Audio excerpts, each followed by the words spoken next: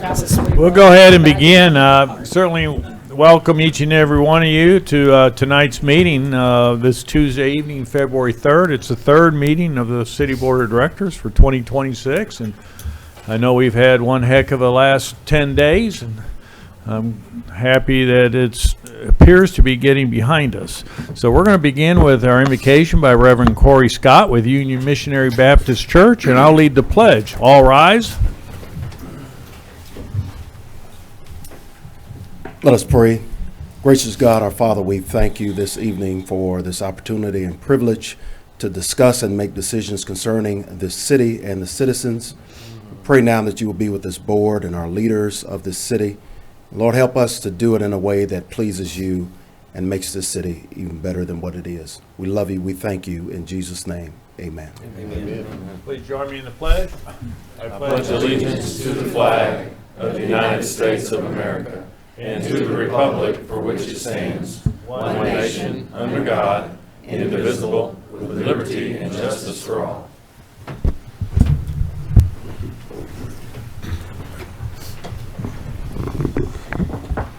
We'll now call this meeting to order. Please call the roll. Director Aaron Holliday. Here. Director Phyllis Beard. Present. Director Marcia Dobbs-Smith. Here. Director Dudley Webb. Here. Director Karen Garcia. Here. Director Steve Trusty. Here. Mayor Pat McCabe. Here. At this time, we'll consider approval of the agenda. Are there any additions, deletions, or items to be moved from the consent agenda to new business? Hearing none, I'll entertain a motion to approve. So moved. Pardon? Did you have something you wanted to add? I don't. It's no. It's fine. Okay. Okay. So we have Director Webb made the motion. Second. Seconded by Director Trustee. All in favor signify by saying aye. Aye. Opposed, same sign. Agenda is approved. Moving on to the approval of the minutes of the regularly held meeting of January 20th, 2026. Are there any additions, deletions, or corrections to the minutes as presented? Hearing none, I'll entertain a motion to approve. Director Garcia, seconded by Director Webb. All in favor signify by saying aye. Aye. Opposed, same sign. Minutes are approved. Recognition of guests. We have three very special guests here today. We're going to begin with Ms. Sarah Richardson, Executive Director of the Literacy Council of the Ouachita. She's come before us in the past, and they do excellent work. You know, we talk about workforce development, and here, with literacy, if you can't read or write, your ability to fully participate in the workforce is compromised. And they take that very seriously and work with a number of clients. My wife and I are very appreciative of their efforts. I provided Sarah a donation earlier this evening so they can continue to further their work. And you have a special activity going on, and give us an update on the Literacy Council. So you have a packet in front of you because I could talk about this for a really long time. So I put it on paper so you can take it away and maybe call me with your questions. But I wanted to share some of our impact from the last year. There's also in the packet several of our student success stories from the last couple years. And in the back is information about the event Mayor McCabe is referring to. We're changing up our February fundraiser. Attendance at events is kind of down for everybody. So we thought February is kind of a rough time to get out anyway, the weather or germs or, it's a rough time. So we've put together a little date night package. When you buy your ticket, so to speak, you're choosing which kind of wine you want, red, white, or there's a non-alcoholic option, a book genre, and then there'll be like date night goodies, candles, and a charcuterie for two that you can just pick up and take home and have a date night. Black Ribbon Books, which is in the lower level of the Arlington, has agreed to host 6 date nights in the bookstore. So if you have a book nerd in your life like me, you'll have the store to yourself for an hour and a half with treats and dinner and wine and things like that. So it's a way to kind of get your February romance in, I guess. And you don't even have to really leave the house if you don't want to. But I did want to share a little bit about what's been going on at the Literacy Council. I do usually come in September, and I did not last year, so I appreciate Mayor McCabe thinking of us. What you have on that blue impact report is over the last several years our growth. And you can read for yourself the student count and things like that. One of our biggest measures of success is a student self-selected goal, because people come to us for workforce, they come to us to learn to read to their children, they come to us to pass the written driver's test. So we don't have a lot of, I can give you a test and I can prove you made the gains. We do that, we give assessments, but everybody's looks different. And so ours is individual student goals met, and we're really only halfway through our year, and we've exceeded last year's student goals met. We've had a lot of growth this year. In 2023, we were asked to take on the counties around us. Literacy councils are moving to a regional model of service. And so some of that has come from that growth, and some of it has come from the local community partners sending us folks, the 100 Families Initiative, the Resource Center. We get folks from the Workforce Center. So we've just really had a lot of uptick this last year. And then I wanted to share with you also, we've had a lot of support locally. One of the measures for our state funding is we have to match their funding by at least, it has to be a 1-to-1 match or more. And we're really fortunate in this area with the support between the community foundations, the local donors. Last year, CDBG helped us out and paid off our building. And so we are really in a better position than a lot of places in the state because we live in this really generous and supportive community.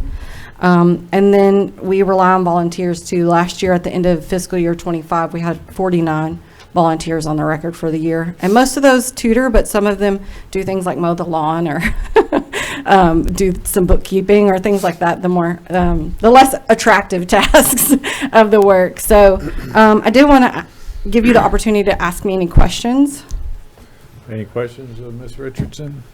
But you have my cell phone number, because I really could go on about this for a really long time. And I'll tell you one more little story. I had a procedure about a year ago. I had to go under anesthesia. You know how they usually make you count down? I went under quoting adult literacy statistics. So if you want to know something, just call me. I'll get you the information some way or another. So thank you for your time. Sarah, when you mentioned in this little flyer, students served, how do you define students? They have to have 1 hour of instruction. Okay, So- but it's not a grade school or high school person. They have to be over 16 and no longer in public schools. Okay. We can tutor somebody who's also working on their GED. That's not a huge number of people for us, but we do get some folks who just need that little extra boost. But the rest of them are there for another reason. But some people come for one class. Like in the fall, we have a Medicare 101 class, which is taught by a certified agent, and they can't sell anything. They can only tell you about how Medicare works and how to make your decisions. And so it's a place for people to come get that advice without a sales pitch. So those people would only have like 1 hour instruction. So yeah. Director Webb? Thank you, Mayor. Sarah, I'm looking through your portfolio here on the different students who have had success. You've got on here that and this is, I think, on the back of the first page. It was a lady, Meet Janie, and she had Yeah. to go. But at the bottom of that, it's got bringing all adults to a 6th grade reading level would add $2.2 trillion to the United States economy. Can you speak to us on how many adults that you've had visit with you who are below a 6th grade level, and how many Yeah. are you working with now, and how many have advanced to at least a 6th grade level or beyond with your help? I would have to look some of that up to get your specifics to our office. That's out of a Forbes study. We don't get a lot of truly non-literate adults, which are people who know nothing. You know, you're thinking they don't know their letters. We get 1 or 2 of those folks a year. What we get is a lot of people who can't comprehend to finish what they want to finish. Later on, you see there's a gentleman who passed his Reliable Tech 1 test. When he got to us 5 to 7 years ago at this point, I think his enrollment date says 2025 because he left and re-enrolled. But he was non-literate. But now he's passed that test, and his next goal in life is to become a millwright. And so it takes a long time for some people and then not a long time for other people. I would have to pull our exact data to see who's with us at that level right now and who's moved at this point. I do know 20% of Garland County, according to the PIAC study, which is an international longitudinal study that's redone every 5 years. 20% of Garland County adults read below what would equate in my mind to a 3rd to 4th grade reading level. Then an additional 30 to 35% read below an 8th to 9th grade level, which if you think of an 8th or 9th grader, they can read. They're actually reading pretty well, but some of this AI and the Comprehension. complicated political information coming out or things having to do with complicated safety manuals are beyond their grasp. Thank you. Very good. Any other questions? Keep doing a great job. We'll have you back. Thanks. Yeah, thank you. Thank you. Our next guest is somebody we all know very well. Mary Zunick, Hot Springs Area Cultural Alliance board member. Thank you. Thank you so much for having me. Yes, I am here tonight with my Cultural Alliance hat on. I have the opportunity with my job that I work with the arts community for a very broad range of arts community as well as the Sister City program, but I was also on the founding board of the Hot Springs Area Cultural Alliance. And as you all remember, this was the first year we entered into a contract to help facilitate the Hot Springs Arts Advisory Committee that you all appoint each year. And we have one of our new board members here in the room, or committee members, sorry, not board, y'all are the board. Garrett Collier was appointed to the board this year. And I wanted to share some of the work that the Cultural Alliance and the Arts Advisory Committee has done this year, because they do spend a lot of time and work on that committee, and I think it's only fair to reflect their work to you, not only what the Cultural Alliance has done, but what we've been instrumental or involved in helping them facilitate. So just kind of an overview. During April through December contract period, the Cultural Alliance in partnership with the Arts Advisory Committee focused on strengthening the foundation governance and long-term sustainability of the city's public art program. The year emphasized policy development, committee leadership, inventory verification, and strategic plan while continuing to support public-facing art initiatives that engage residents, visitors, and local artists. The Arts Advisory Committee leadership development, the Cultural Alliance provided professional oversight and facilitation of the AAC throughout the contract period. A key milestone was beginning with kind of a mini retreat or workshop with the help or AAC members to help to clarify roles, assess committee effectiveness, and identify opportunities to serve the city better. As a result, AAC broadened its advisory or made recommendations to broaden their advisory scope to not just focus on visual arts, but also to expand programming and cultural activation.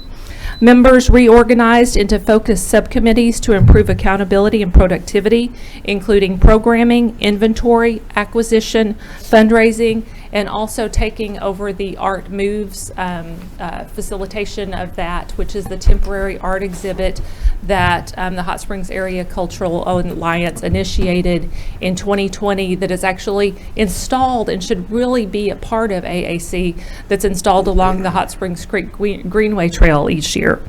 As far as the policy and governance deliverables, after a lot of work, one committee member especially put a lot of work into it. In November, we delivered the City of Hot Springs Public Art Collection Policy and the Arts Advisory Committee Policies and Procedures to the city manager, and is under review right now, I think, or will eventually make its way to you all.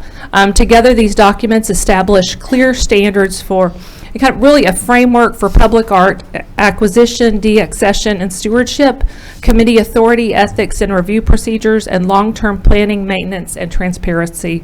These policies provide a durable framework to guide public art decisions moving forward.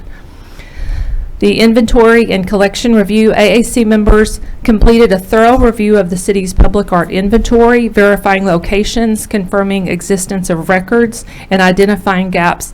That took a lot of work. We have a rather extensive policy or rather extensive collection, and one member of the committee spent a tremendous amount of time visiting different spots around the city to assess what we have. The funding and public art planning, The AAC carried forward $6,000 public art allocation from 2025 to this year. Rather than spending the funds prematurely, the committee made a strategic decision to roll that forward to this year. The original plan was to have a light installation in February. So we worked together and did an RFP for that. But some fundraising had been done. That was always a part of the goals of the organization, was do fundraising. So we had actually gone to Downtown Association, Visit Hot Springs, and the Cultural Alliance to raise that $6,000 up to $10,000. But after the RFP was issued, that's really not enough for a public light installation for a month. And so we had some feedback on that, and we'll proceed forward with finding another way to make that work, or a better allocation of those resources in the coming year. And beyond the AAC member committees, they participated in Art Moves in an advisory capacity, and have already started that for this year as well. Outside of AAC, the Cultural Alliance, as I mentioned, they coordinate Art Moves. They do Arts in the Park each year, which takes a tremendous amount of planning. The gala also, which is a fundraiser, but a celebration of the arts here in Hot Springs, and promoting monthly gallery walk with special events this year for the anniversary in August, as well as special events for the December gallery walk. And you may have seen the press release that February gallery walk will feature a sweet art promotion, where it supports the economy, the arts economy with the galleries, but it's also a fun event and a great thing to promote to get people downtown. When they come for gallery walk, they also usually, they eat out, or in addition to shopping, they may stop somewhere and listen to music on the way home, so it supports our economy outside the arts economy as well. Looking forward to 2026, the committee has already started working with Chief Davis with plans for what art will be included in the new fire station, and just submitted the budget that will come to you later as a part of the finishing touches for the fire station, as well as collaboration with the Hot Springs School District, with the City Parks Department for an art component at Velocity Park, and one of the committee members will be going out to meet with them this week. And so for plans for 2026, the contract would include drafting and distribution of calls for artists, communication and organization of submissions with AAC, coordinate with AAC in review and recommendation of the selection and placement of public art, communication with artists, purchasing department, city attorney, and other staff to secure purchase contracts and agreement, coordination of installation with the city, creating documents including call for artists and collection policy. And then deliverables would be coordination with the AAC to support its advisory role for public art, including review and recommendation for artwork for the new fire station, development of accession and deaccession procedures, including recommended ratios for the city's public art collection, and recommendations for public funding opportunities to support public art acquisition and implementation. Sorry, that was long and was a lot of it. I love the arts, and you all should love them more too. After that, you may be checked out a little bit. But do you have any questions? Any questions of Mary? You're probably afraid to after that explanation. You're all good. You're still on the agenda later, so. Okay, I'll stick around. Okay, thanks so Thank you. much. Okay, our third and final guest tonight is Mr. Gary Trautman, President and CEO of Greater Hot Springs Chamber of Commerce and Hot Springs Metro Partnership. Welcome. Thank you, Mayor and Board. And if I may, a little bit different tonight. Give you a short version of the report, but I'd like to indulge you, and if y'all indulge me, I should say. And Gary Jackson and I are going to give you a brief overview of the workforce presentation that we've been telling you we give to roughly 3,000 students the past 2.5 years. So before we get to that, just this month, congratulations to Oaklawn and those of you that were on TV. Good Morning America broadcast from Oaklawn unveiled the first U.S. 250th anniversary flag was here right here in Hot Springs at that event. Congratulations to our own Vicki Gillum, who earned her IOM designation, Institute of Organization Management, at University of Arizona. I asked Cole to send out email to 35 or 40 of our manufacturing partners. New year, new budgets, just remind of incentives from AEDC. Proud to say we heard back immediately from 4 of those, and we've had meetings with AEDC and those companies, 3 of them already. So 3 projects in the works for this year to follow up on a great year last year. Gary Jackson spoke at the Gateway Allied graduation for the 2nd year in a row, and he was especially proud, as are all of us. 61 graduates, but the age range was 18 to 54. So a wide range of young folks getting into the medical profession. Got to see National Park College's culinary and hospitality program, which they really have beefed up and they're very excited about. We'll need to tell you more about that at a later meeting. I want to personally thank Bill Burrow, and I'm going to put him on the spot and even ask him to maybe intervene, but we had a site visit with a site consultant from Dallas and one from Greenville, South Carolina. We hosted them at Mr. Whiskers for an overview. Cole had us set up. He and I made a presentation in their back room, but we asked Bill and Gary Carnahan to come, as well as Entergy, Summit Utilities, and Crafton Toll. And I think I'd not over-exaggerating when I said that the site consultant from Dallas asked Bill at least 3 or 4 times about the water capability. He was just blown away, and especially coming from Dallas, where that is a concern. And I think we know that a little too late they started looking our way, and Bill and you all had already had that sealed up. So right out of the gates, we're thrilled to say that we've had 2 site consultants. We met with some others are coming later this spring, so we're very excited about that. But Bill, really thanks for taking time and making such a compelling case for Hot Springs. You probably see behind me Carol Bell's our first female chair in the 66-year history of the partnership, led her first board of directors meeting. We're very proud of that. Gary is meeting one-on-one with students, their IP director, classroom teacher, and even the student's mother on a phone call about potential careers here in Hot Springs in welding. So taking it even a step further beyond being in the classroom. Cole presented the endorsement for the tax back resolution for molecular processing, another big addition, economic development project we had for in November. And I know this is a January report, but I know the Majestic's on everyone's mind. With a little bit of weather delays last week, we got to pull the committee together yesterday. We've asked for some follow-up from the 2 parties that submitted proposals. I want to thank Bill again. That met really impromptu today with a group. We had a company that experienced some real hardships with the weather the past week, and he kind of dropped everything to meet with Cole and I and AEDC and some site consultants from Dallas. We had Linda Langham tour National Park College and Lake Hamilton today for construction. I'd mentioned to you all in December about seeing the tiny house at Lake Hamilton. We want to take that a step further, so appreciate her being open to that. And Thursday night's a big night. We've got annual banquet, 800 folks, sold out about 12 days ago. And Director Garcia up for Woman of the Year, so good luck to you.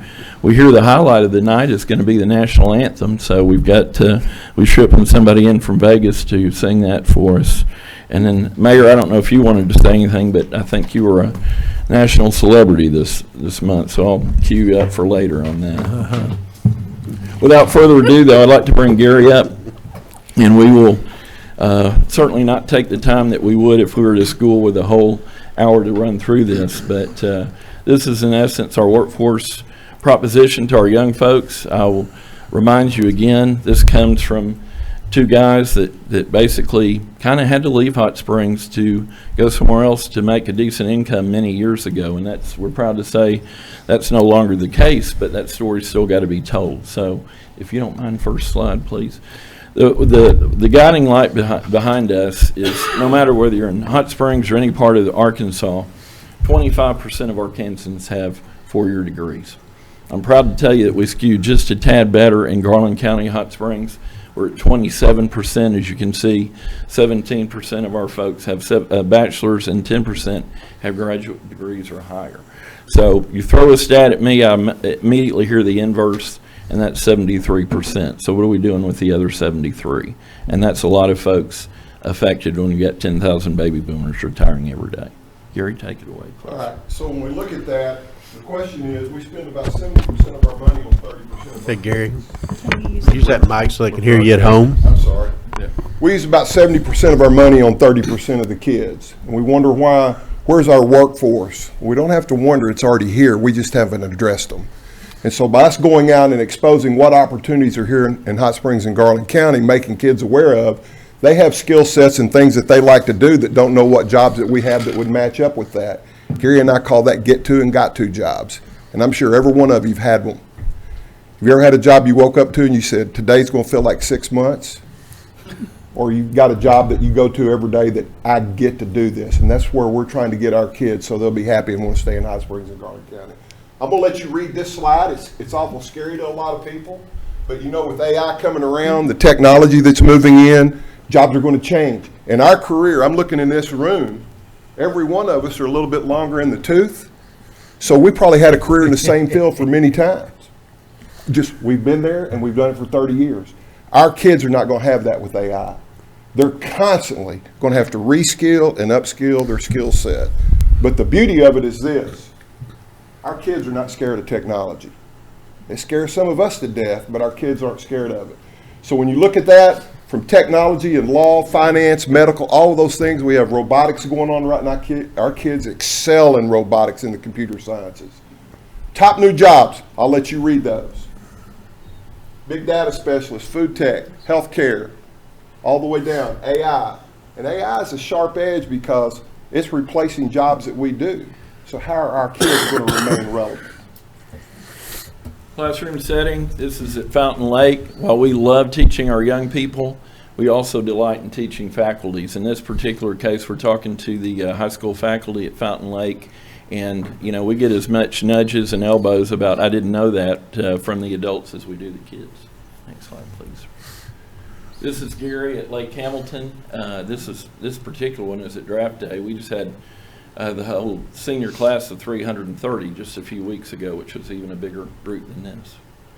This is at Lake Hamilton. This is their 8th graders, and again, just kind of gives you an idea. We're not talking to 8 or 10 kids when we go out. We're talking to entire classes, and at Lakeside last year, we talked to 800 kids at once. We talked to the 10th, 11th, and 12th grade in the gym there. Here's Gary at Poen. I think I've told you from this podium a couple times, and I'll give him full credit. Keith Smith, we were talking about what we do, and Keith said, well, you know, I'm looking around and thinking about my staff. I've got a lot of folks from Hot Springs, Garland County, but I've got as many or more from surrounding areas. So we're in Poen, we're in Ouachita, Bismarck, Magnet Cove, and we'll be at Magnet Cove on Friday. Yeah. Caddo Hills as well. So we're currently in 12 school districts, and we've talked with the co-op in Arkadelphia. They're wanting us to expand, but that's kind of stepping on someone else's toes, so we're going to kind of hang at 12 school districts. Fiber Pro. So when we look at Fiber Pro, we show our kids what we hear from our administrators. Our kids need to go see it. We've got 7 school districts in Garland County. It's almost impossible to take 7 school districts to Fiber Pro or any manufacturer. So what we started was putting the videos together so the kids could take the virtual tours inside the plant, give them an idea of what it was. They may like what they're doing or they may not, but if we don't expose them to them, how will they ever know? So when we go through, again, we're coming out here at the welding facility that lined up with Fiber Pro, that there's not only steel welding opportunities, there's also aluminum welding opportunities here. And if you get into the aerospace, which is the #1 export in the state of Arkansas, there's stainless and titanium welding. We're having conversation with State Department of Education right now about why can't our kids leave National Park with all 3 certificates to make them more attractive to the welding field. And we commend National Park because they hear us loud and clear, and they've responded. Building this welding facility was on campus today, and they're coming along. The structures, the beams are up. Express Boats, we're big in resort community. Recreation is big here. Express Boat is a great, solid company. They also own Veranda Luxury Pontoons. Now, I don't think I'd offend anybody at Express if I said they're the Chevrolet of boats. They're good, solid boats. You get a good bang for your money. What we do point out to the kids when we're in front of them, we're not just talking to the young men. If you'll notice here, this young lady is custom painting this boat, and at Express, they just happen to do them one by one. They're not assembly line. Next slide, you'll see this is, I wish I had a better slide of the what I'm pointing at there, but that is it's the upholstery in a Veranda Luxury Pontoon. Now, if Express is the Chevy, Veranda is the Mercedes of pontoon boats. That is nicer than my couch at home. And this gentleman is not unusually short. He's about 5'8" or 5'9", but that's a 450 horse motor on the back of that Veranda Luxury Pontoon. So we're talking about roughly a $200,000 to $250,000 boat. These are not inexpensive, but they're made right here. These particular Expresses, and one thing that we do that we're not doing for you all, because the kids are visual and their world is about this big. Wherever we are, whether at Cutter or at Hot Springs, wherever, we point out where these factories are. And this particular one, Express, is on the right before you get to the county line at Hot Spring County, and this is actually just over the line at Jones Mill at Veranda. Barry is, we've got a great relationship with them just the last year. That's one we've worked hard over the years to cultivate.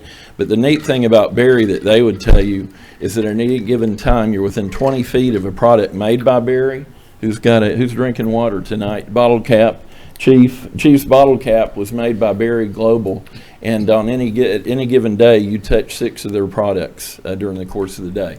What we're pointing out here is diversity at these facilities, and there's plenty of that in Garland County, we're proud to say. There's one more point that we point out here as well. We talk to our young ladies about how they are dominating the workforce market right now. Number one, because they show up, and number two, they work. And so these are just not jobs for males. And it kind of makes people mad, but big deal. All right. Now, one thing that people are really, we had a lady that just moved here from Dallas that was the chamber, wanted to come visit and help us yesterday. She was shocked, as most people are, to hear that we have 5 aerospace companies. And for those of you that have real Hot Springs roots, you know where I'm going with that. Started by 2 gentlemen, Kim Fab, 1965, 66, right there where Radius Aerospace is now by the railroad tracks and that Waffle House there. The 4 companies have morphed off of that. 2 do repairs, 3 do OEM, new manufacturing parts, but they're a boon to us all here. And they've all resisted overtures to move to the Dallas-Fort Worth area for convenience sake because they wanted to be here in Hot Springs. So when you say aerospace, most high school kids, junior high kids, elementary kids are going to think about astronauts. So when we take them in there, we talk about commercial type of flights that we repair and manufacture, and we also talk about the military. But one thing that catches our attention, what jobs are in there available for me? We'll look at Michael McWilliams right here, and we talk about, they bring this thruster in, they completely break it down, every rivet, put it back together. By doing that, this is what it'll look like before they get ready to prep it to paint. For this job, that's a $500,000 job versus a $5 million replacement for a new part. So this is what it starts looking like once they get it ready for it, and that's how it looks like when they send it back. That's what they do. So when people start thinking about bending metal, painting, and things like that, can I rivet? If you can work at a car body shop, you can work in the aerospace at AAR and Cobalt. And I don't want to be lost on you before we move on. Here's AAR, yet another with the 5.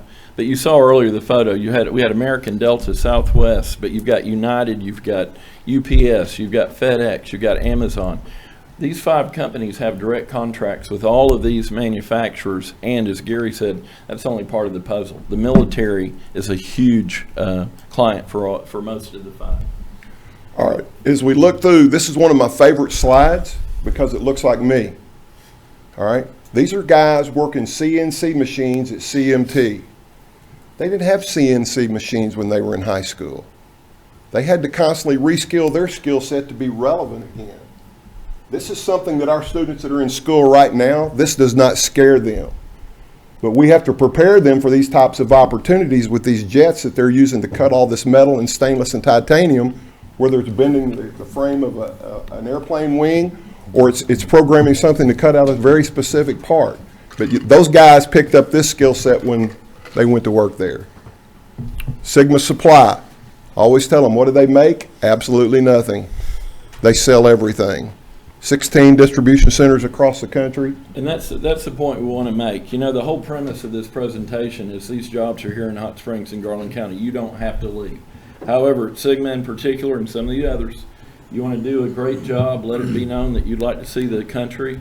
They can put you in Las Vegas, Charleston, South Carolina, Nashville, Tennessee. So there are opportunities for other ventures. Then we come to the illustrious City Hall right here in the hallowed grounds where my man, Mr. Bill Burrow works, and we got a short video.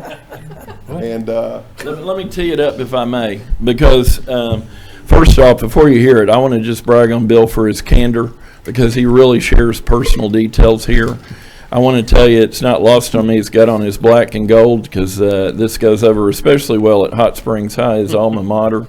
But you can imagine if you are a 10th grader or 12th grade at Hot Springs or Lakeside or Jessieville or anywhere, that hearing from the city manager and what he's about to share. I'll let the video do the talking. Hello, my name is Bill Burrow. I'm the city manager for the city of Hot Springs. So the advice I'd give to someone who is looking for a position with the city of Hot Springs is just be open. Be open to the many positions that we have. Express, why you want to be part of the city of Hot Springs, because it truly is more than a job. It's about serving others. Everything we do inside the municipality is serving someone, whether that's one of our residents, community members, or visitors. So I want to make sure, one, that they have the aptitude for the position, and second, that they have a servant's heart. My career path is really an anomaly for this particular industry. I did not finish my college education. However, I had great on-the-job trainings in other facilities that really led to an opportunity to come to the city of Hot Springs and eventually work my way into the city manager's role. That's very uncustomary for a position such as this. It typically requires an MPA, a Master of Public Administration. But I think I also show that not having that college degree isn't a road to nowhere. If you have the skill set and the drive, you can do anything you want to do. Some of the many positions that we have in the city of Hot Springs are police officers, fire department, firefighters, professional engineers, professional planners. But we also have parks and trails. We have street maintenance. We have labor positions. And just about anything you can think of, we have here in the city of Hot Springs. So it's a wide variety of positions that we have to offer. So being city manager, I have a lot of responsibility, a lot of people that report to me. I also answer to a board of directors, but I often say that I have 35,000 bosses. I'm here to serve everyone in the community. Typically a day-to-day experience for me is budgetary, working on our budgets. This time of year is one of the biggest things that we're doing, but we also have a lot of capital projects that require me to be heavily involved in. We've got a $150 million water project, over $100 million wastewater project. Those are just some of the things, but it's really the daily operations and then making myself available to those in the community that may have a need and need to speak with me. Education is very important, especially in this particular role. If you have a Master's of Public Administration, maybe you have a Bachelor's in Business that goes on to become a Master's of Public Administration, those are things that you really need if you want to be in a pool to be selected for a position such as this. The city is a wonderful place to work for someone that's coming right out of high school. There's so many skill sets that they could learn here in the city, and again, it's everything from a laboring position to a professional position. We have everything in between. Not quite old enough to be a policeman or a fireman when they first come out, but can certainly get on a track that could lead them there if they're already here with the city. I really appreciate the opportunity to speak with you today. Again, the city of Hot Springs has such a wide variety of positions. We think you'll be a wonderful candidate if you have a servant's heart and wanting to come in and serve others. So I appreciate your time. Thank you for allowing me a few minutes to talk to you today. Announcement was Origami Sake, as you know, and that's been a huge success story. Thank you, Sheila. That's been a huge success story. Folks come to us with pro forma, and they're all, let's be honest, they're always pretty blue sky. And we're going to just set the world on fire, and we're going to be the next grade company. I think it's fair to say Origami has exceeded even what they anticipated. Last time we checked, which has been a couple months ago, they were in 37 states, headed for all 50, which is about a year faster than even they expected. And they've since opened a seltzer product, Snow Monkey, that is just taken off, and it's the fastest growing in that field. Next is, well, there's Matt Bell himself. Amazon was a big announcement for 2024. We met with them in Atlanta in May of 23, and they were up and running in a matter of about 16 months.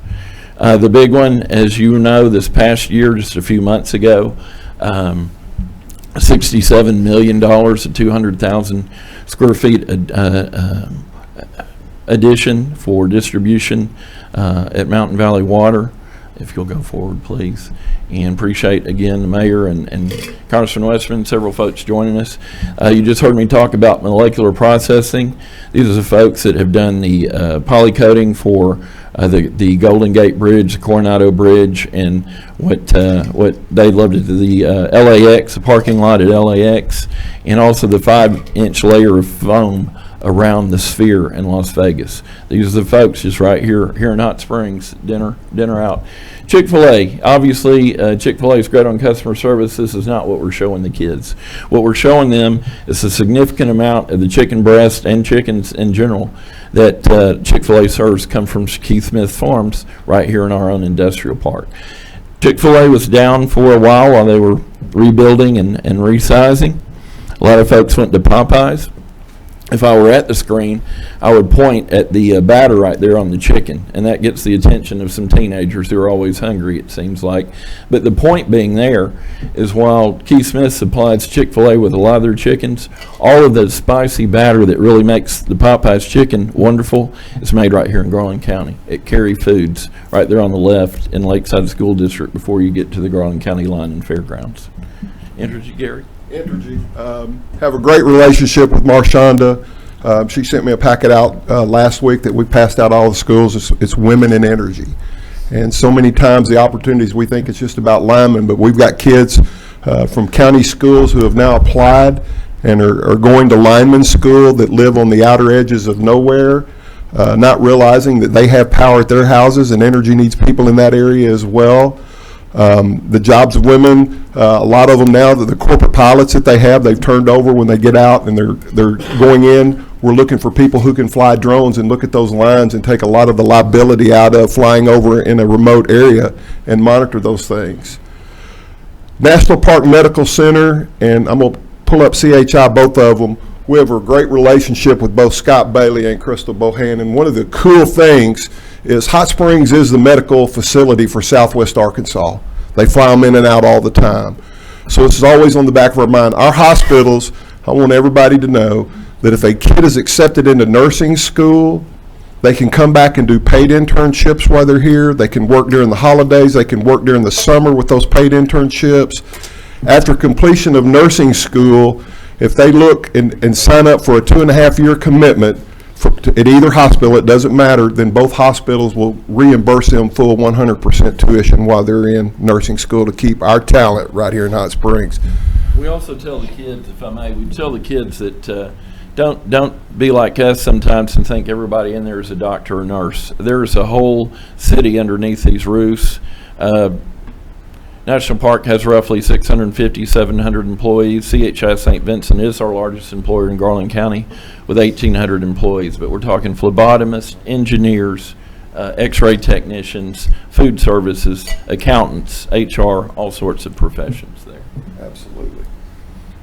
Oaklawn, the second largest employer, 1,500 during the live meet, 1,000 during the non-live meet. Again, a city under one roof. And not everybody's dealing blackjack. There are so many different things between the spa, the hotel, the casino, the track itself. Again, HR, management, finance folks, but food prep, chefs, just hotel management, all sorts of careers. Alliance Rubber. You don't think much about Alliance Rubber. Everybody's seen rubber bands before, but being the world's largest rubber band producer right here from a person who moved from Alliance, Ohio, Visited with Brian Smith the other day. One of the most impressive things to me about Alliance when we talked to them, one of the kids sitting in the front office is a high school graduate about 30 years back from Cutter Morning Star. 75% of their employees have been there 5 years or longer. So that tells me a little bit about the environment that they have there. And we're finding that more and more in the different industries when we start pinpointing down and talking to them about their workforce. I will say that at Alliance real quick, that wherever we are, we point out that Walmart, Staples, Amazon, and Fountain Lake High School, that they are being supplied by Alliance. Bago's one we're really proud of. I told you, I think even just last month, that you talk about owning your market. If you Google Bago, you're going to get bago.com, and that's going to lead you to that facility right here in Hot Springs, Arkansas. And Gary, you want to tell, and Cornhole if you live up north, but they're both manufactured right here in town. You want to tell them about Preston? Preston is a very unique niche that Kirk Conville had come up with. They call it Profit in the Corners. It's a class that attaches a drywall to the studs. It eliminates one board in every corner. When you look in this room alone and you start eliminating one piece of lumber in every corner, it is a huge difference. It's much more secure. And as he says, you hear that machine running about 12 times a day. He said his dad used to say dime, dime, dime, dime, dime. Now it's dollar, dollar, dollar, dollar, dollar, dollar, dollar. So it's a pretty cool place. It's made here. It's sold in Home Depot and all the Lowe's across the country. And it's a big outfit. Draft Day, you're all familiar. You've heard us talk about that many times. We've got the most successful one in the state. We're very proud of that. 1,200 kids, 61 companies this past year. And Gary said we've learned, like Draft Day, like our hospitals, our market is basically Malvern to Oklahoma. So we will pull kids from Mean to Queen as best we can to come here and live in Hot Springs. And Draft Day is a great opportunity to get them here and get them on campus. The one thing I do want to say about Draft Day that differs from every other draft day in the state, number one, ours is the largest. If you're going to be the best, you might as well be the biggest. We do not allow outside companies to come in and recruit our kids. Our industry in Hot Springs and Garland County gets the first shot at our students. If those students choose to go somewhere else, that's fine. But our companies, Hot Springs and Garland County industry, are going to get the first opportunity to speak to them. And to further up on what Gary's saying, we went to Jonesboro and Fort Smith to scout theirs.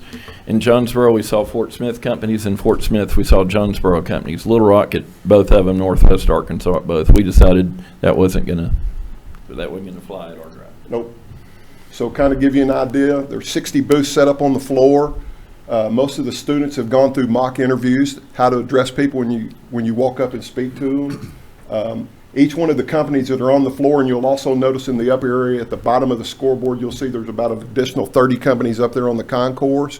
Every one of them have contact information. They're taking names, students' phone numbers for recall to come back in. As you all know, I would step out on a big twig and say the city of Hot Springs has not hired anybody in 3 minutes. So they get those callback numbers. The companies that are interested in these conversations that our kids are exposed to is keeping more and more of our kids here in Hot Springs and Garland County. Just participants there, and that's just a partial list of the industries we work with. So that is our presentation, and I apologize, like Mary Zunick, I'll apologize. We did 50 minutes in about 25, but we did want to give you an overview. We mention it every month when we're up here, and we realize that, well, it may sound kind of good, but you don't really have a feel for what we're doing. So we would go, if we had more time, we'd go in a lot more depth in those particular companies, but they've all been great partners for us, and we're very proud to have, in a town that's known for tourism, we're proud to have this degree of industry. As Gary mentioned, just with Alliance picking on one, some of these are the biggest and the best in what they do. One last thing, and I think it's kind of special, we have draft day, but at each school we contact the school counselors and we ask, because we always say diploma means departure, the free lunch program's over, all right? It starts getting real really quick. So we ask the school counselor to take a survey of their seniors and ask them what 5 areas would they like to hear from, and we bring 5 different panel members. Chief has been at one when we were at Fountain Lake, because a number of them were interested in law enforcement, and they're getting one-on-one with them, talking to them about how to start this career, how to go in, can you start right now, what skill sets do I need, how can I come apply? So bringing the industry into the schools, which is unheard of, is a big deal that a lot of people are taking and running off with. But the main point is this: if we don't expose them to what we have, how do we expect them to stay here? Thank you. Yeah. Thank you. Any questions of Gary or Gary? Director Webb? Thank you, Mayor. Well, Mr. Gary and Gary, I think I've told y'all, I don't know how many times, I know at the last occasion that you were here, that I admire you a lot for workforce. I think what you just shared with us is further testament that what y'all do for the 7 schools here in Garland County, or the 7 public school districts here in Garland County, is a model for all workforce programs, and I appreciate that piece that you deliver for Hot Springs and Garland County. I look over all of your minutes, and it really is tough to make this kind of shift, because I continue to have a lot of positive feedback, get a lot of positive feedback for your workforce, and then I look through your minutes and I see a lot of positive topics that are going on when you have, your Chamber of Commerce minutes, the Mountain Valley Water Project, that was huge. The Ohio Club being inducted into the Arkansas Food Hall of Fame, that was discussed. That's huge.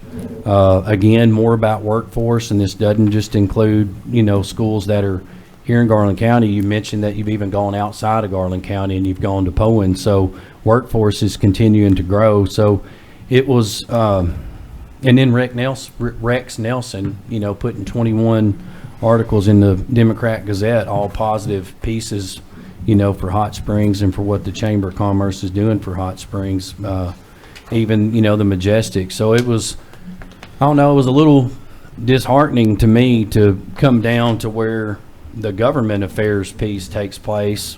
And I haven't, jumped to conclusion. I'm not ever going to do that. You're here tonight, so I want to hear from you, and I want your help to clear the air on it. But I was shocked and confused to see that, in the board minute notes, it's got, and I'm just quoting it right here, I printed it off, President Troutman shared Bill Burrow needs help with the city board.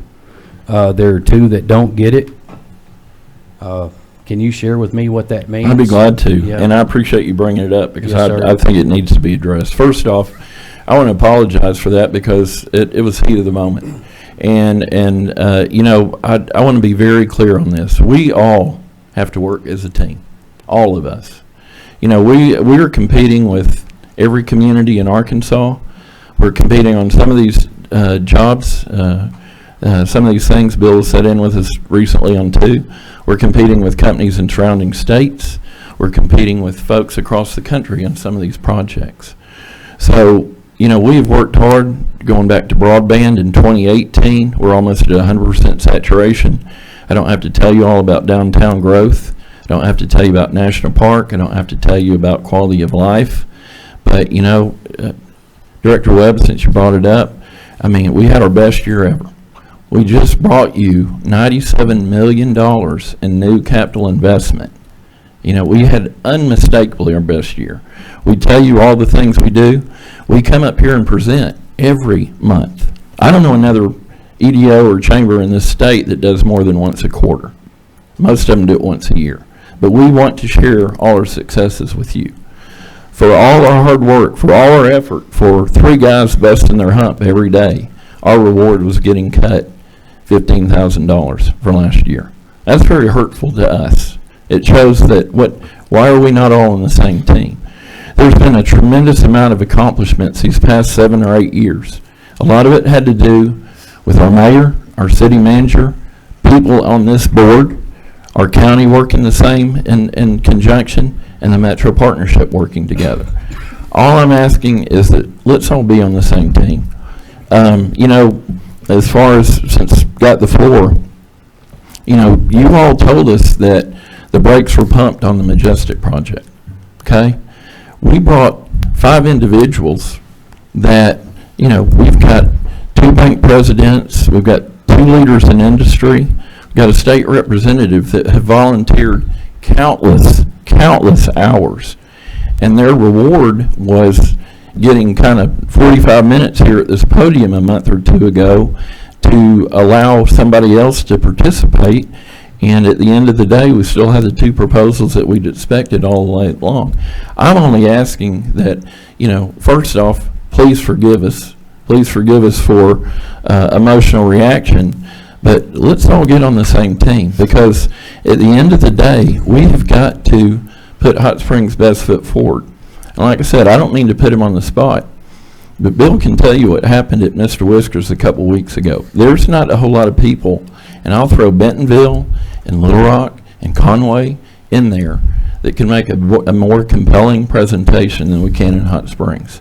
But let's please all be on the same page. We're only trying to get people, in that particular case, didn't like the billboards, that's great. Let's move that money, let's bring site consultants in here. We're gonna need help. I don't mind telling you, perfect time now. They're not coming because they just want to be in Hot Springs. We're going to have to cover their expenses. We're going to have to actually even pay them a small fee for them to come up here, stay in a hotel, fly up here, and feel and experience what we have every day. So I want to open that door right now with the $15,000 that you all have chosen to take away, and the billboards are down. But we're gonna need help with that. We are. So. Thank you. Yeah, I want Go ahead. to respond. Thank you, Mayor. I think it was 12,500. I don't think it was 15. And speaking to the billboards, it wasn't as if that had to necessarily be cut. Just there was some confusion on the way that it reads on the line item, and so I just ask that if what we are going to do is take that money and apply it to billboard or to apply it to whatever the needs are to bring that economic growth for our city, or in that case, I think it had something to do with residential programs for the city, we've got to make sure that the money that's being spent matches how we're describing it in a line item. And the line item stated that it was for residential growth or residential programs within the city. And there were constituents of mine who were saying, how does that connect to a billboard? There were some discretionary views on what a program is versus what a billboard is. How are those two aligned? So, if any corrections were to have been made, which I do remember, making you that offer, that we could modify that line item so that it fully describes what that 12.5 is paying for, we could have done that. And, as far as being on a team is concerned, I want that too. And I would say that we are on a team because the city is, granting the chamber or the Metro Partnership, who works almost closely in line with the Chamber of Commerce, a contract of services for $100,000. That's a lot of money. That's saying that we do think highly of the skills that you have. We think highly of the people that represent the Metro Partnership and the Chamber of Commerce. We feel this way so much that we're going to offer you this contract of services for $100,000 because not only are we expecting results, but we know that the results will happen as long as we do work together. So I don't think I ever want to imply that there isn't anything other but the sense of teamwork, between the two. But it just struck me, just give me just a couple more minutes. It just struck me as that being the topic of discussion, at a chamber meeting, because none of us board members were there.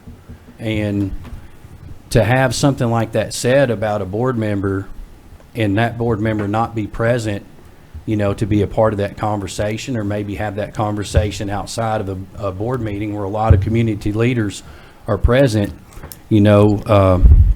doesn't sit too good. So the two that don't get it, who are those two? Well, I'm sure that we were voted 5-2 that night. So like I said, I apologize to you. That was the heat of the moment. I'm sorry about that. But you talk about speaking in front of you. We sat here in this room and listened to a couple of people come to this podium and just trash the Metro Partnership. A couple folks that I don't recall, going back to my days at the newspaper, ever being for anything progressive in this community, and taking this board to task numerous times over numerous topics in the past. And I sat there and bit my tongue and came up and gave my report and smiled and sat back down. So I have to swallow some things every once in a while as well. But I do want to say if we're all on the same team, let's be on the same team.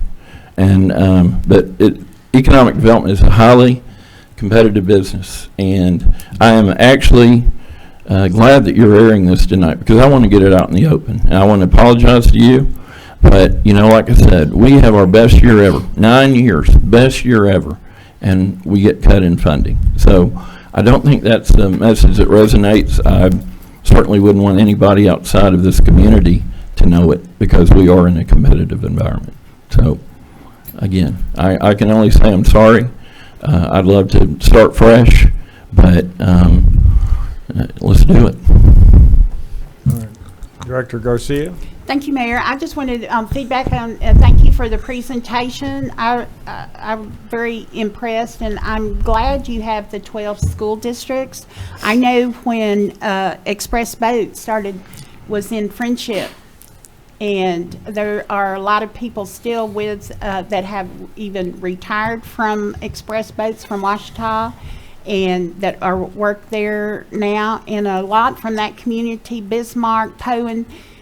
They work in Hot Springs and Garland County, and they shop here. We want them to come here. So these rural school districts, I think, are important for our economy, and I appreciate that they're included. We're happy to do it. We're just responding to what our employers have told us. Because they see the benefit too, and we do too. We've seen those reports where it shows the tax dollars going out and coming in, and those adjoining counties have more coming in to Garland County than we have going out to their counties. Certainly. So I really appreciate that. Any additional questions or comments? Yes. Director Beard? Thank you, Mayor. So is it, did you want to read the rest of the minutes, what happened, followed, or do you want me to start my questions? I'm not certain that we really need to spend time on that. Well, you asked if we had any questions, so I'm going to answer mine. That's not part of their presentation. But you did ask if we have any questions, so I'm going to ask my questions. And you did ask if we had any questions, and I'm going to answer them, ask my questions. Anything on the slides you had a question on? This is my question that I'm getting ready to ask. Thank you. Okay. So is it my understanding that you are not going to name the people that don't get it? Is that? My honest answer, I don't recall the vote, how it went. I seem to recall it was 5-2. I don't remember who voted against us other than Director Webb. And I think we've said, we've addressed that. It was it was an emotional decision. It was emotional for us because, every dollar is important to us. If, we need to direct it a different way, like I said, I hope that we can do that, and rather than billboards, we can use it to bring folks into the community, which you all have stated you want us to do. So you've given us, asked us to do 3. We've already got 2. We intend to bring several more than 3 this year if everything goes well. Okay. Well, my concern is you did make public comments about the board. We weren't there, so I think that's just cowardly. You buy the ticket, so you take the ride, Gary. It's very disappointing to hear someone talk about it, that you do get money from the city, you don't get what you wanted, but then you're going to come and make these attacks toward the board members. So I want to know that 2 of us are up for re-election this year. Do we have any reason to fear being harmed while we're out on the campaign trail? Because it seems that you have a big grasp for power. I don't have any grasp for power. I'm a 3rd-generation Hot Springs person, has tremendous pride going back to my parents, my grandparents. I want what's best for this community. I could care less about power, Director Beard. I'm at a point in my life where I just want to pay it forward and have wonderful things for this community.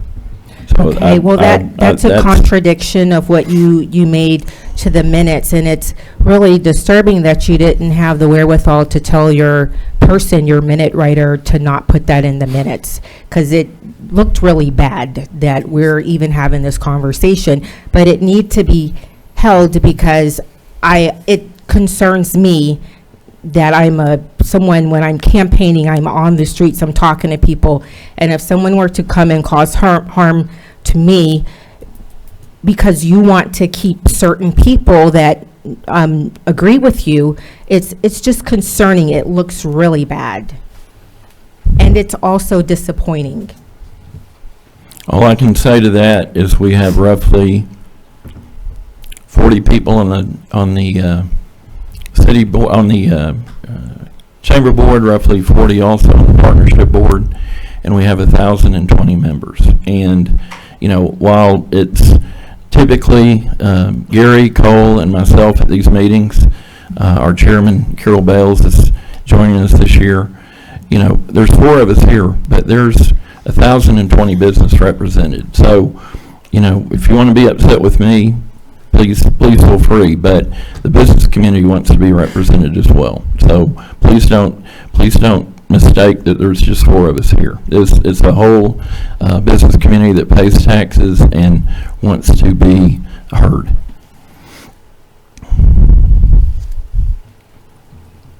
Thank you very much. Moving on. Thank you. City Manager's report. Mr. Bill Burrow. Thank you, Mayor, members of the board. As I typically do, I'm going to start off with our hires, promotions. Newly hired, coming into the City of Hot Springs family, is Keyshawn Ansley with our solid waste department. He's going to be a commercial helper.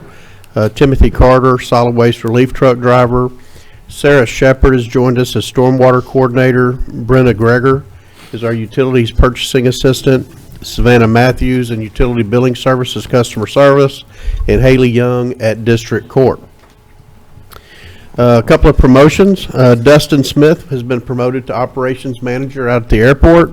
Dustin's been with us for a while, and during that process I was contacted by several of our tenants at the airport, just putting in good words for Dustin. I don't know personally just how great his work was, but I can tell you that he's got a lot of testimonies out there that was really encouraging him to apply for the position, and then sending in some good communication to us about his efforts and his abilities. So glad to see Dustin able to move into that role. It's a very important role at our airport, working directly under Don Rowlett.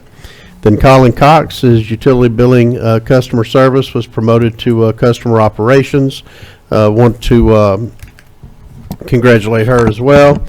And then we had a retirement, Kevin Roberts, utility billing.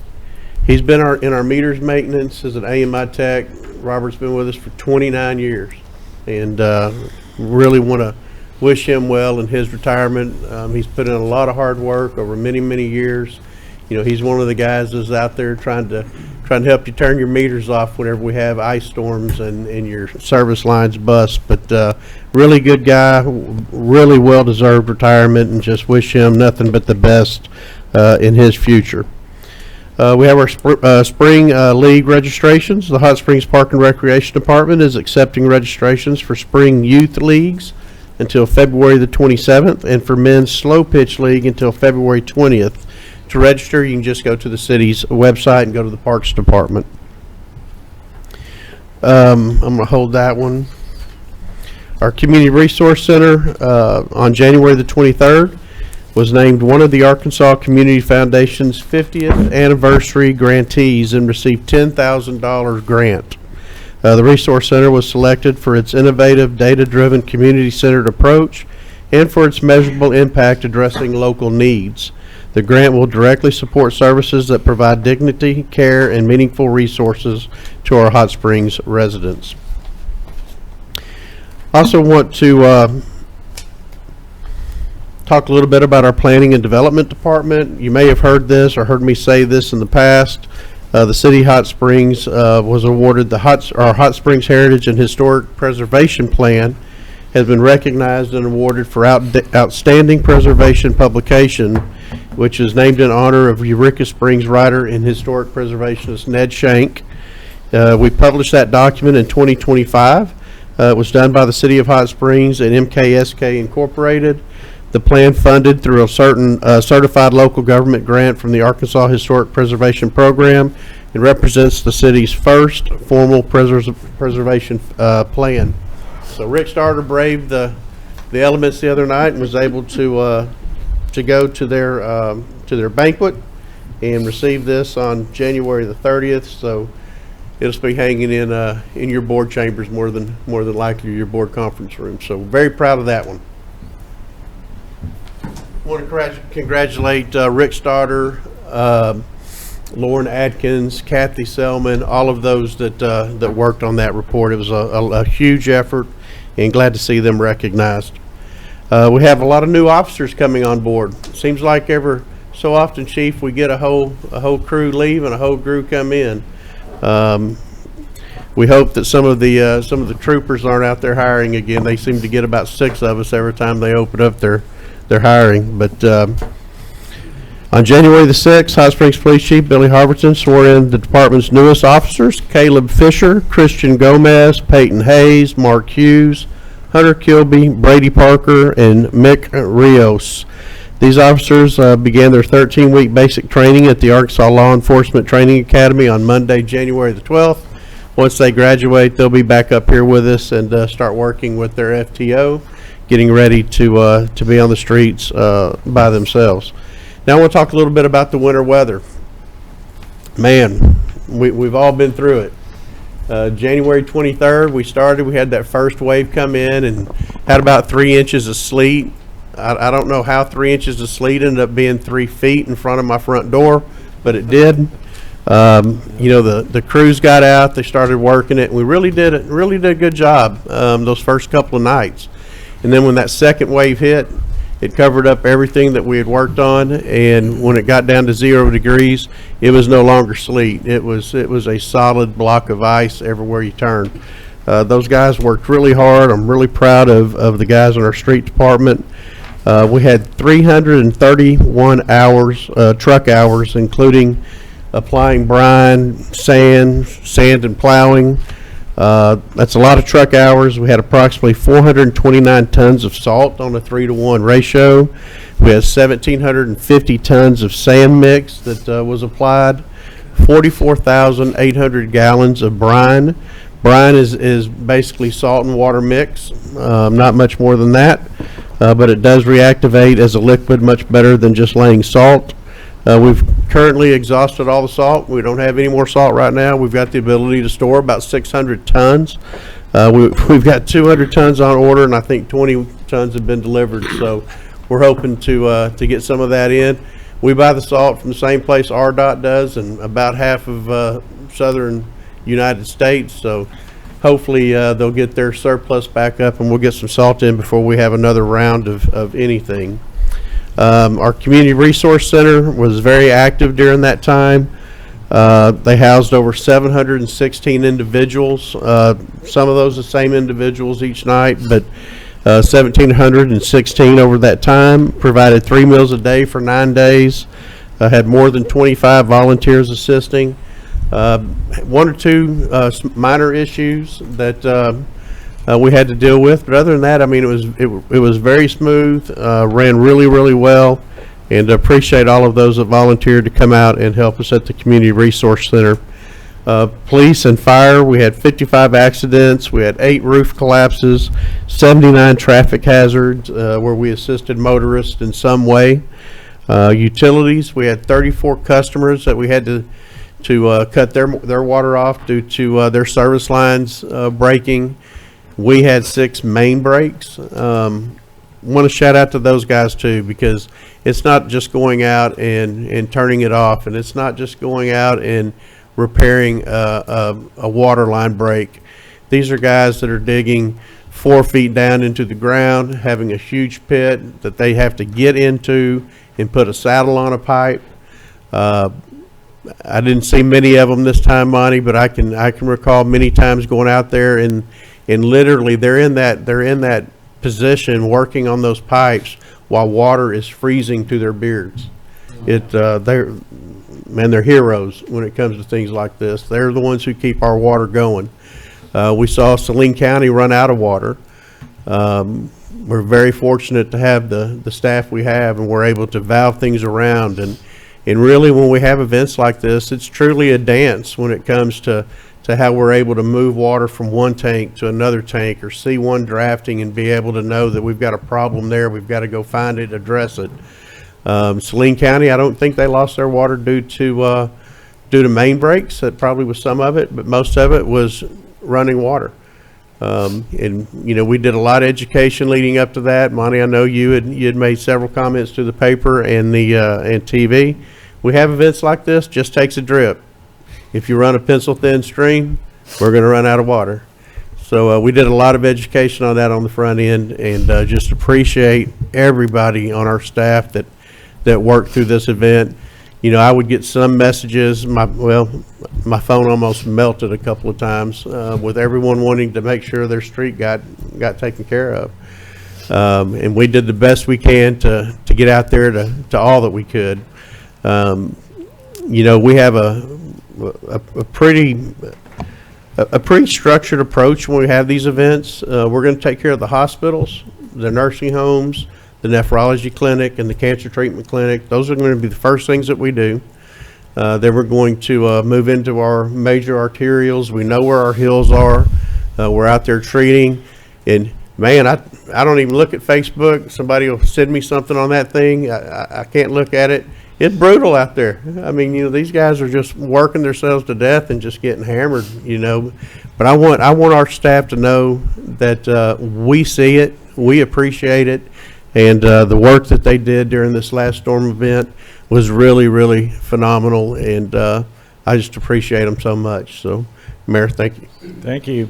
Moving on to Board of Directors announcements regarding upcoming events. Directors have any upcoming event they want the public to be aware of? Director Garcia. Just want to remind everyone, next month, to mark on your calendar, the first ever 23rd annual World's Shortest St. Patrick's Day Parade is on Tuesday, March 17th. The activities begin at 3 o'clock. And ongoing activities till the official parade begins at 6:30, and then a free concert from the Molly Ringwalds at 8 o'clock. But that being just want to remind everyone that our meeting nights that have already been approved for the first 6 months of this year, that meeting was moved to Wednesday the 18th. So that we will all be a part of the St. Patrick's Day activities, and we welcome all to come downtown and participate. Any other announcements? Director Webb. Thank you, Mayor. I've got two to share with everybody. The first is Home Star Life and Home Improvement, US 97 Home and Outdoor Show. This is February 6th and 7th. That's coming up.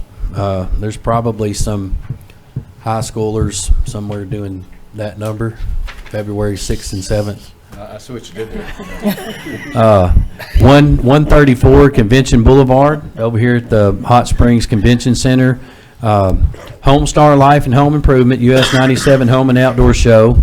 It's presented by John Plyler Home Center and Dr. Lee's Crawl Space at the Hot Springs Convention Center. For more information on this event, you can go to US97homeandoutdoorshow.com. There is admission. It isn't that much, $5 per person, but it will get you through the door starting at 10 a.m. all the way to 6 p.m. Again, that's February 6th and 7th over at the Convention Center, 10 a.m. to 6 p.m., the US 97 Home and Outdoor Show. And then the second event, Mayor, is the reschedulement of the District 4 and community-wide town hall. That was to be held January 29th, and due to the snow and ice, it kind of crippled things a little bit, and just out of an abundance of caution and safety for everybody, the smart move was to postpone the town hall. So the new date for the town hall will be Thursday, February 12th, same time, 5:30 p.m., same place, Quorum Court Building or 210 Woodbine, and then same lineup. I'll be sharing some city updates and issue reports. JP Jimmy Young will share county updates and reports. Sheriff McCormick will be present to give a crime report on Garland County, and then Dr. Tony Thurman of the Lake Hamilton School District will be present to present to everybody the Legacy Project for Lake Hamilton. There will be free food. There will be other local elected officials and even candidates who are running for office in the March election who will be present to do an introduction to everybody. Lots of opportunity for questions and feedback and fellowship. So I invite you all to come out February 12th, 5:30, Quorum Court Building, Town Hall. Thank you, Mayor. Very good. Director Dobbs Smith. Well, I will remind you again that on Sunday, February 15th, is our first ever Mardi Gras in the spa, benefiting Jackson House. Starts at noon, so when you get out of church, or if you don't go to church, go on over there and enjoy that. And then at 6 p.m., just walk on down the street, and St. Luke's is having a Mardi Gras as well. They'll have Shirley Chauvin will be there, and they're serving red beans and rice. So you can have a whole day or afternoon and evening, and that particular event benefits the Resource Center. Very good. Any other announcements? Hearing none, we'll move on to consent agenda. These are of a routine nature. They do not merit individual discussion. So at this time, I'll entertain a motion to, in a second, to approve the consent agenda as presented. So moved. Director Garcia, seconded by Director Webb. All in favor, signify by saying aye. Aye. Opposed, same sign. Consent agenda is adopted. We have 2 new business items before us this evening. First is consider ordinance O-26-05, and I'll entertain a motion and second to suspend the rules and read by title. So moved. Second. I got a motion by Director Dobbs Smith, seconded by Director Trustee. All in favor, signify by saying aye. Aye. Same. Opposed. Council, please read by title. Thank you, Mayor. Ordinance O-26-05, an ordinance waiving the requirements of competitive bidding and awarding a contract for services with the city, with Hot Springs Area Cultural Alliance for administration of the City of Hot Springs, Arkansas Public Art Program. That concludes your reading. If you would entertain a motion second to adopt. Motion to adopt. So moved. Director Dobbs Smith. Who made the second? Second. Director Webb and Ron Sevart will provide the staff report. Good evening. Not much more to be said after what Mary covered. They're doing a lot of exciting things with the art program, and look forward to the new items that are coming up in 2026. This recommendation is to renew the contract for the 2026 year and fund the annual amount of $25,000, which is budgeted in our budget this year. Any questions of Ron? Director Trustee? Thank you, Mayor. Ron, I think I'd asked at the agenda meeting that we get a cost associated with the things that the council is going to be doing this year. I know it totals $25,000, but what are we actually spending the $25,000 on? Mary, you want to elaborate on that? Do you have that information? Not with me, no, sir. No. Oh, well, part of the cost associated with it is a tremendous amount of time goes into the administration of it. The contract is actually for the facilitation of that, so it takes it off of the city department that oversees it, that produces, that sends the minutes in, that produces the agenda, that distributes it out, that creates the calls for artists, that distributes the calls for artists.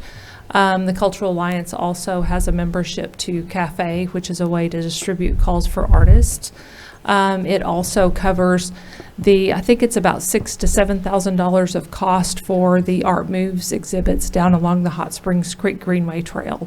The funds also help to, just what the Cultural Alliance does as well with the promotion of Gallery Walk, which is a part of our public art. The Cultural Alliance also produces and creates multiple free art events each year. Right. So that's where any funds go that come. It's this, that's the facilitation does require staff time and staff support to make that happen. This year I have carried some of the load because we had a fairly new executive director. So I have stepped in as a volunteer on behalf of the organization to help lift some of that load as part of my board capacity. Is that executive director, is that what I read in the paper, that person resigned in December? Yes, she did. And I'm really glad that I had carried that load as a result. That way we have continuity. We did interviews yesterday and today and have interviewed 3 excellent candidates for the executive director position. So I will be remaining in this capacity along with the new person so that we make sure to maintain continuity of leadership with that committee. Okay, so is it fair to say that the majority of the 25,000 goes into salaries? A lot of it does go into, because it takes a staff person, but to do that. But we have relieved the load from that. But with me doing it as a volunteer this year, the funds, some of those funds have been used to for staff support as well as underwriting other arts programming within the city. Okay. And you mentioned about the art along the Greenway. That was at one point funded by Arvest, wasn't it? No. Well, that Arvest was is a sponsor for Arts in the Park. Okay. That is an initiative or part of Arts in the Park. The unveiling happens every year as a part of Arts in the Park. Okay. So Arvest is an overall and was the presenting sponsor for a number of years for Arts in the Park. It is a different presenting sponsor, but Arvest is still one of our community partners that helps underwrite the cost of the festival. Okay, thank you. Mm-hmm. Any additional questions of Mary or Ron?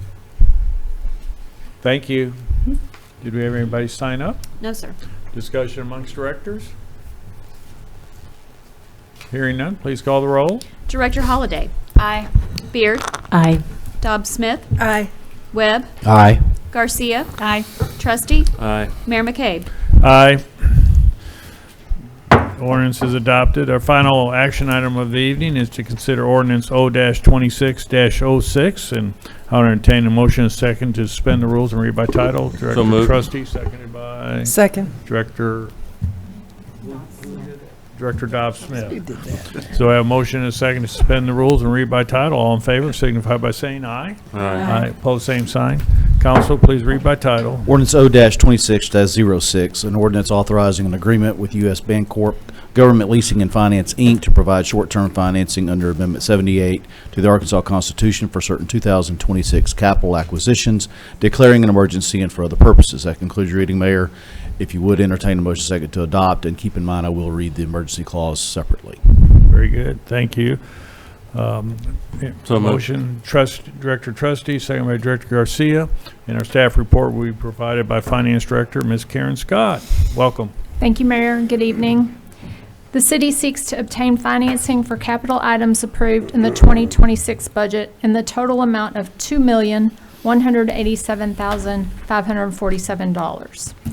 That is for vehicles in the amount of $928,047, specialized equipment in the amount of $327,500, and heavy equipment in the amount of $932,000. During the 2026 budget process, these items were identified as being financed by borrowing funds rather than using current operating funds for the purchases. The list of the equipment and vehicles was attached in your packet. The purchase of these items will be brought back to the board in future board meetings, and there have been a few street department vehicles that have already come to you all. Request for financing proposals, HS 26003, was issued December 31st, 2025, and 3 responses were received. The bids were evaluated, and U.S. Bancorp Government Leasing and Finance, Inc. has provided the most favorable proposal at 3.628%.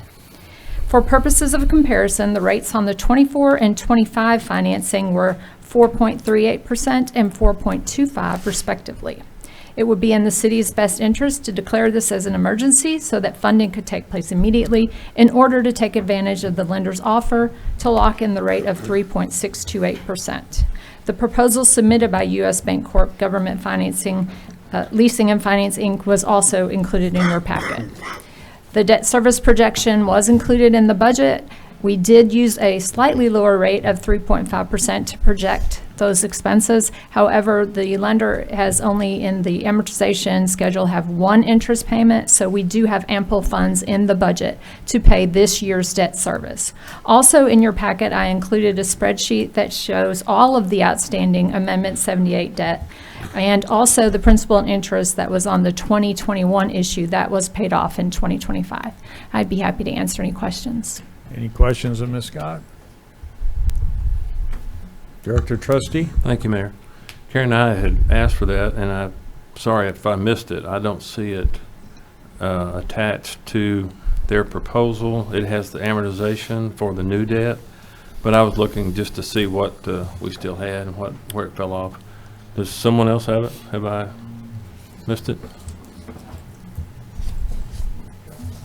You're requesting a schedule of prior purchases through this program?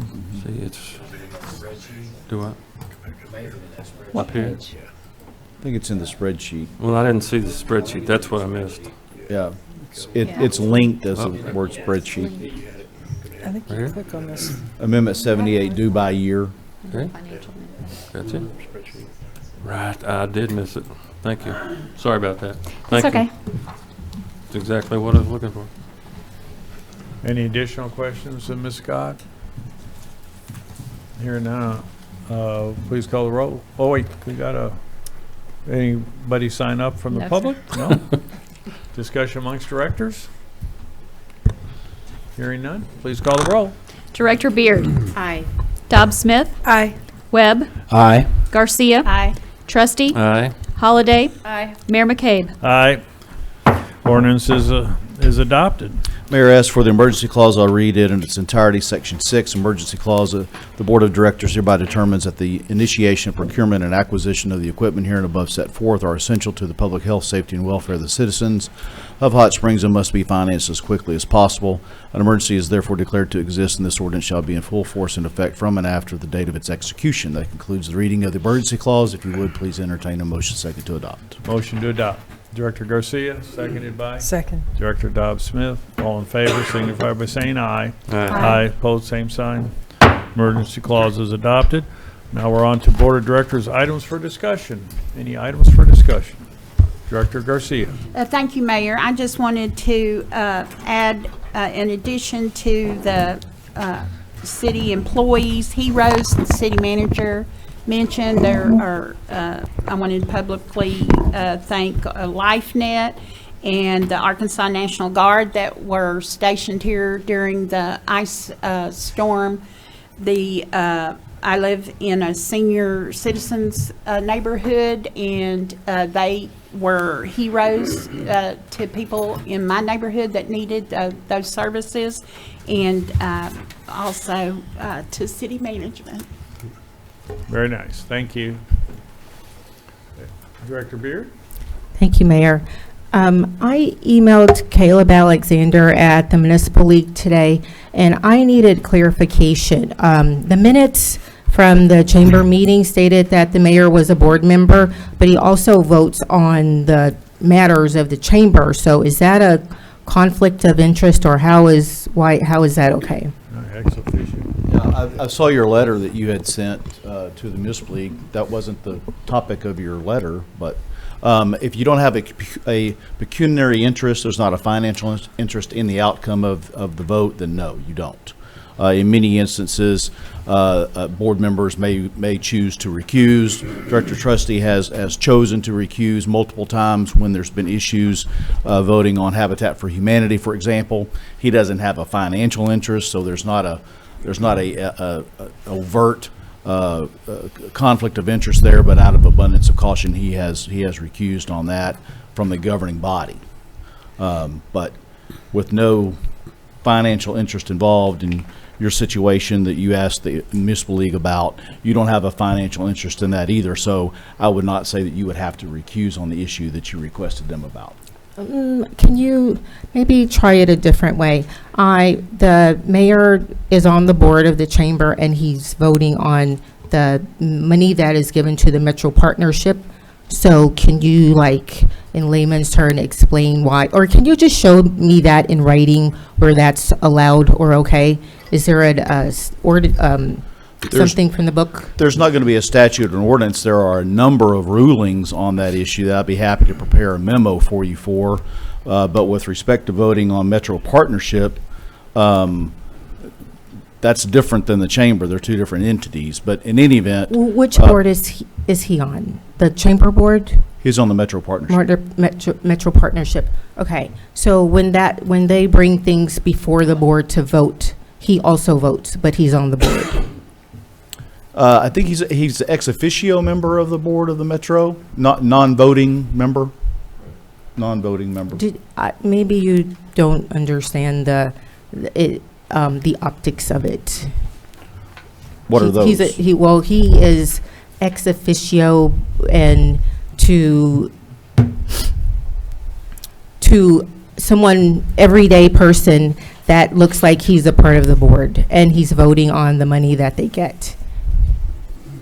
And maybe me explaining it to you, you might not understand, but the optics are bad. Okay. Okay, thank you. Any other items for discussion? Director Webb? Thank you, Mayor. I want to probably keep mine simple. I've got 3 different points, so I'll keep mine simple. Number 1 is I want to ditto everything Director Garcia was stating, along with our city manager, Bill Burrow, in regards to the heroes that were part of our street crew for the city these past several days. I mean, it's my understanding that, let's see, the big storm and stuff started hitting us, I think, the 24th of January, that Saturday morning, early Saturday morning. They were on the roads, it's my understanding, that Wednesday. Were they not? They're on the road that night. Well, I mean, they started being on the roads like that Wednesday, so that backs us up to the they 21st. pre-treated that Wednesday before, yeah. They started, hitting everything the 21st of that month, and they went on, are still kind of out and about even today. Yeah. I mean, I saw a couple of our big trucks rolling around the city even today, trying to get into, those areas that are just hard to get to, and we've got a lot of roads, but working 12-hour shifts, for that many days, and I think we did have a couple that got like the flu, or a couple that got the flu. So, I want to take my hat off to our street crew, for being on call and keeping those who are at the several hospitals in and around the Hot Springs area safe, allowing it so that, if there were those family members who could get out and brave the code, they could, take that trip close to the hospital to go visit loved ones there, making it passable and safe for our ambulances to get around throughout the city. That's a big deal. And y'all have to excuse me, I've got a head cold myself. I got my throat that's coming in and out. But and thank you too, not just for our street crew, but for those that work for our city that, don't have the luxury of taking off. When the streets,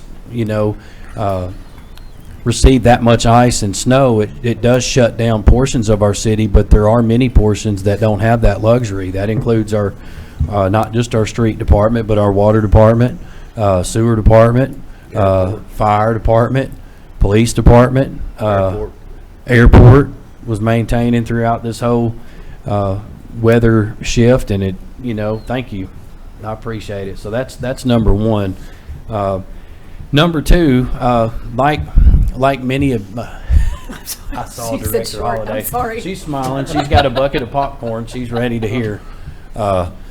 Number 2, like many of you, this past year in 25, as soon as the legislative session had ended, a lot of bills that were voted on and passed by our Congress and then turned into law made its way, to my computer screen, and I looked through all of those, and I looked at one in particular that struck me as maybe a good thing for the city of Hot Springs.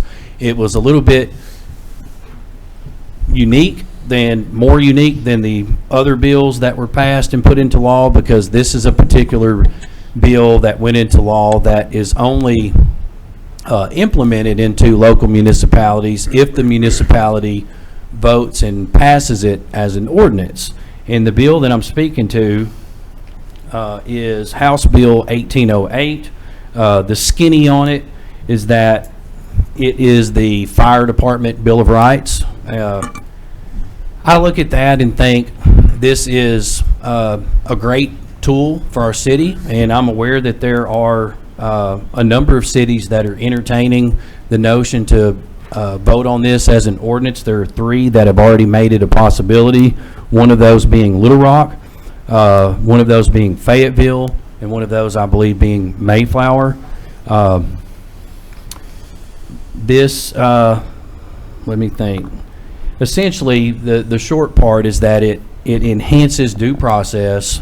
It enhances a formal investigative procedures for fire department. It enhances documentation. It will even enhance professionalism just all around. It doesn't oversee or step on any civil service commission toes, and that I confirmed by reaching out to a couple of directors in Little Rock, because Little Rock has a civil service commission just like we do here in Hot Springs, and they passed it, they have it in place. And the question for me was, well, how does this work if you have a civil service commission? Or what does this do, if your fire department already has due process in place? Would this coincide with that? Would it enhance it? Would it hurt it? And their reply is that it just provides an enhancement. It essentially is a formal checklist that provides a checkbox to keep everybody covered. It protects those who are alleged, and it protects those who are investigating the alleged. And I would think all the firefighters would support this, all the way up to admin, and it's a good move, I think, on this board's initiative to bring it to the board, to pass it as an ordinance. And so that's what I want to do here tonight. I want to just bring this up with all of you so that you can look into it and see for yourself and do some research. Again, it's House Bill 1808. I've got a copy right here. Be more than happy to give you a copy as well. And, B, I want to turn this question to you. If it's my intentions to not only bring this up with the board, but to also do so with the intentions of bringing it to us in the form of an action item as an ordinance. How does that work? What needs to happen tonight? Sure. First of all, thanks for bringing this up. This is a bill that initially came before the legislature, mainly for cities that didn't have the benefit of civil service and the procedural due processes that are afforded under civil service, but it certainly does not impact in any kind of negative way the process that we already follow. So I'll be happy to get. I think it should come from the fire chief. I'll get with him and get something put together so that you can have it on an agenda. Okay. It even does state, this is coming down into section 1B, a municipality may adopt a local ordinance establishing any or all of the procedures. So if anything does, or I should say, if anything doesn't align with what is considered an enhancement for our fire department, it doesn't necessarily have to be included. Yes, sir. There could be parts that get struck down. So I appreciate you doing that, and if it's pleasing to the board, I would like to see that come to the board to be voted on. I'll get with the chief and have it put together. Thank you. Bill? Yes, sir. Mayor, I would just, I hear what Director Webb is saying, but we've got due process and we've got civil service. There's 500 cities in Arkansas. There's a reason why only 3 adopted that. There's 497 that didn't. I caution you to implement something else that segregates one group of employees out of other employees.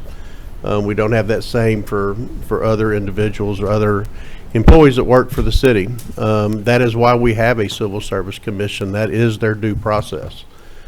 So I would recommend thinking hard and long before you adopt something like that, but certainly we'll bring it to you because that's a decision of the board to make. Any other, you had one more? Yes, sir. Thank you, Mayor. Mr. Gary's still here. So, Mr. Gary, I just want to look at you and just say I accept your apology, and I appreciate you helping to disclose to the board what was implied in those minutes. it is 100% my intention that not just myself, but that the entire board of directors do work with the Chamber of Commerce and the Metro Partnership to continue making the quality of life here in Hot Springs better for everybody. The businesses, our business owners, our employees throughout the city, and especially the students that are in our school districts. Everybody, starting from youth all the way up to adulthood and seniors and everybody in between. Yes, sir. Any other directors with items for discussion? Director, Gary Troutman mentioned that I had some national attention. I think it was the morning of Friday the 23rd. CBS Morning News they were selecting cities across this 1,200-mile storm path, and we were going to be one of the first ones hit. Obviously, Texas was southwest of us, and they were going to get it before us, or even Arizona.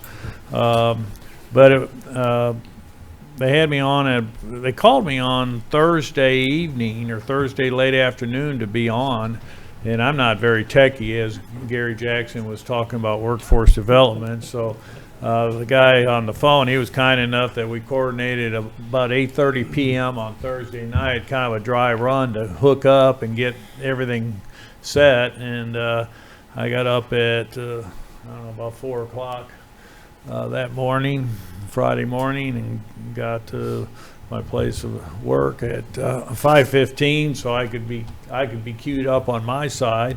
And then they came on it was a Zoom, and they came on at about 5:20, or I'll call my handler, or the producer or director, whatever. He came on at about 5:40 or so, and it was kind of neat because I could hear everything they were saying. And the host, he was having some problems with his hearing piece and microphone, and he was hearing himself talk through his hearing piece, and so they did about 3 or 4 dry runs, about 10 minutes to six, and he was getting frustrated. He was saying, "Man, I guess I can do the show this way, but it's going to be really hard." And then a voice comes in my ear, says, "Mayor, you'll be on at 6:03." And right at 6:03, they broke to Hot Springs, Arkansas. And so my 15 minutes of fame was about 2 minutes. So, but it was kind of fun to do that, and certainly people across the country who know me commented on it. They had seen it, but you had to be up there pretty early. So yeah, we were. Very unusual for us to have. I mean, we do get these snow events. I told them that. We get these weather events. It's not new to us, but I also cautioned, our worst fear was the ice, and that certainly came. So, but appreciate all the hard work for the city staff that they hung in there throughout this process, and for the citizens of Hot Springs who were very complimentary. I've got a number of shout outs for the crews regarding the efforts of the city staff, and everybody's really pretty understanding. It's kind of hard to have business as usual when business can't be as usual, and everybody was impacted. So anybody else? Anything else? Director Garcia? I'll get your autograph later. Okay. If there's no other Director Webb. Sorry, I'm passing it right to you. Thank you, Mayor. Just one question. As I started reaching out to research more details on the firefighter Bill of Rights, I did discover that there are some municipalities that have fire department unions and FOP, Fraternal Order of Police unions, that have a say or speak at meetings. We don't. Is there any reason why, like, the Fraternal Order of Police can't share with us their thoughts or sentiments on different agenda items that come through that pertain to law enforcement? And then that same question for the fire department union, when items come to us that reflect anything that has something to do with the fire department, why is it that the the fire department union can't have like their chair or somebody share with us like their thoughts on it? Could we have that as a possibility? Anyone can sign up for an agenda item and speak. Anyone can sign up for public commentary and speak. We With do that not. hat? Pardon? Like with that hat on? We do not recognize them for collective bargaining purposes. Okay, do we, So, any so, reason so why? if you're going to wear a hat, the chief wears the hat for the department.